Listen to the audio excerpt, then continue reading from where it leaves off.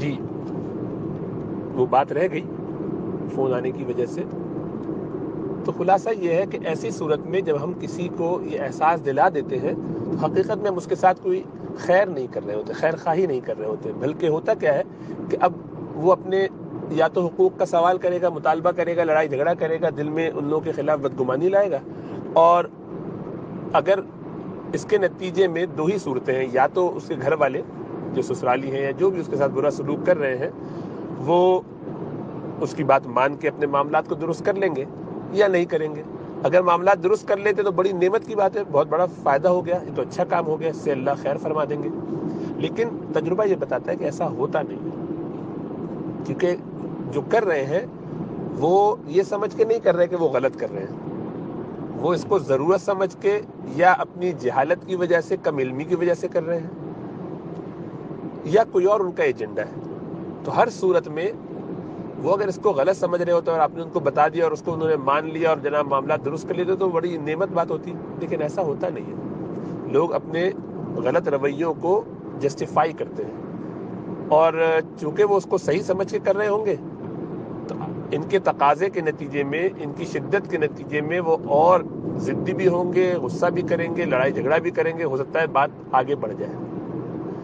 تو وہ بات جو وہ صبر کر کے بیٹھے ہوئے تھے, ہم نے اس کو پرووک کر کے, جذباتی کر کے کدا دیا میدان میں, اور اس کا گھر ختم ہوا, حالات خراب ہوئے, اور ہم بڑے اطمینان سے بیٹھے ہوئے کہ یار ہم نے تو بڑا اچھا مشورہ دیا تھا, اسی کی جہالت ہے, اس کے نصیب میں ایسا تھا. بھئی اگر یہی بات تھی تو پہلے ہی اس کو نصیب پہ رہنے دیتے.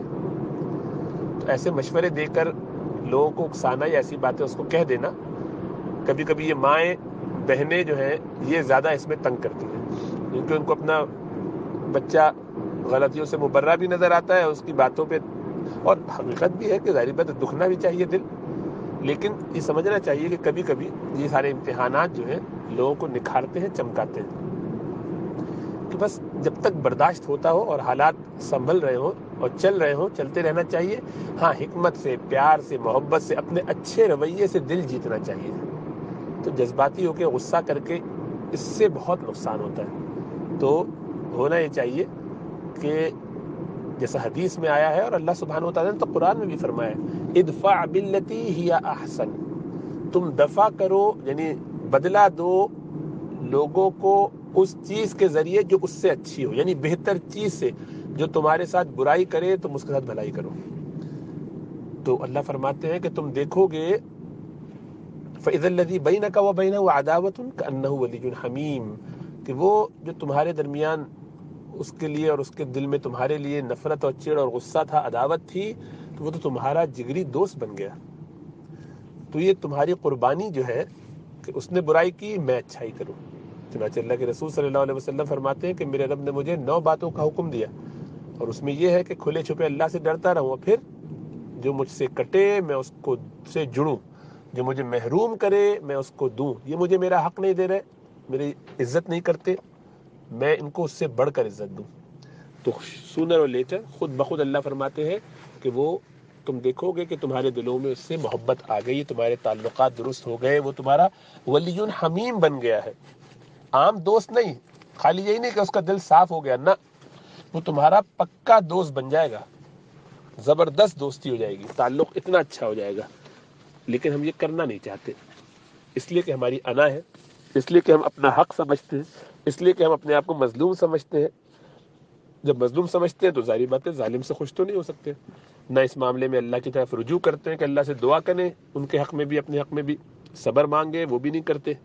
اور دوسرے آس پاس جو لوگ ہیں نالائق, وہ بجائے اس کے کہ ہمیں اچھا مشورہ دے کے ہمارے حالات کو درست کرنے میں ہماری مدد کرتے, الٹی دشمنی کرتے ہیں,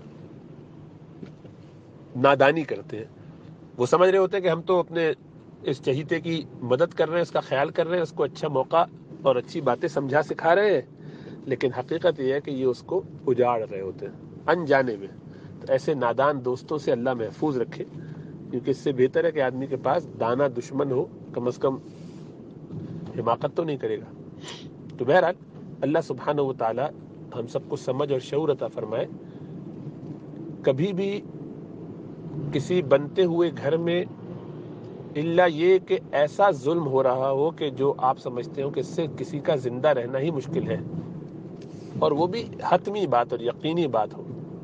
چھوٹے موٹے رویوں سے، چھوٹی موٹی چیزوں سے یہ لوگ کبھی کبھی کرتے امتحانن بھی، چیک کرنے کے لیے بھی، اپنی ڈومینیشن ثابت کرنے کے لیے. یہ سب کمزرفی کی باتیں، جہالت کی باتیں، لیکن ہے کر رہے ہیں. تو اب اس کا طریقہ یہ نہیں ہے کہ ہم بھی ویسے ہی جاہل ہو جائیں. اس کا حل یہ نہیں ہے کہ ہم بھی اس کے نتیجے میں ویسے ہی رویے اختیار کرنا شروع کریں. نہیں، بلکہ کچھ صبر، اللہ سے تعلق بڑھاتے ہوئے اللہ فرماتے ہیں کہ تم صبر اور نماز سے مدد لو. نماز پڑھ کے اللہ سے قریب ہو جاؤ، صبر کر کے اللہ سے قریب ہو جاؤ. پھر دیکھو اللہ سبحانہ و تعالیٰ ان حالات کو کیسے بہتر کرتے ہیں. ہر چیز بہتر ہو جاتی ہے، کیونکہ ایکچولی یہ بات ذہن میں رکھیے کہ انسان عموماً گھٹیا نہیں ہوتے. جو ہمیں لگتے بھی ہے نا، وہ ہمارے اپنی اسیسمنٹ کے نتیجے میں ہے. عموماً لوگ گھٹیا، خبیث اور خراب نہیں ہوتے. یہ وقتی کوئی ایسی حرکت ہوتی ہے. آپ اپنے زندگی کے تجربے سے کم از کم اس کو دیکھیے کہ وہ لوگ جن کو آپ کل تک ایسا سمجھتے تھے کہ وہ آج بھی ویسے ہی ہیں. 5 سال 10 سال گزر گئے، اتنا عرصہ گزر جانے کے بعد کہ آپ اب بھی یہی سمجھتے ہیں کہ یہ اتنے ہی برے لوگ ہیں جتنے شادی کے وقت ہم سمجھتے تھے، سسرال کے ابتدائی زمانے میں سمجھتے تھے، نیا نیا تعلق بنا تھا جب کہ یہ معاملات تھے. آپ کو نظر آئے گا کہ کئی لوگ ان میں سے بدل گئے، وہ بدلے نہیں ہیں. آپ کے رویے کی وجہ سے، آپ نے مثبت طریقے سے صبر کیا یا اللہ سے تعلق بنایا، اللہ نے وہ امتحان میں آپ کی کامیابی کے نتیجے میں اس کو اچھے سے بدل دیا. یا آپ نے نالائقی کی تو کامیابی تو خیر کیا ہوتی، اس نالائقی ہی کی وجہ سے اللہ سبحانہ و تعالی نے آپ کو اس امتحان سے میں فیل کر لینے کے بعد نکال لیا کہ نہیں، یہ تو اس قابل ہی نہیں ہے کہ امتحان بھی لیا جائے. گویا آپ محروم ہو گئے اس سے. بہرحال انسان کو بہت دیکھنا سمجھنا چاہیے کہ وہ کہاں جا رہا ہے، کیا کر رہا ہے. اللہ ہم سب پر اپنا فضل اور کرم فرمائے.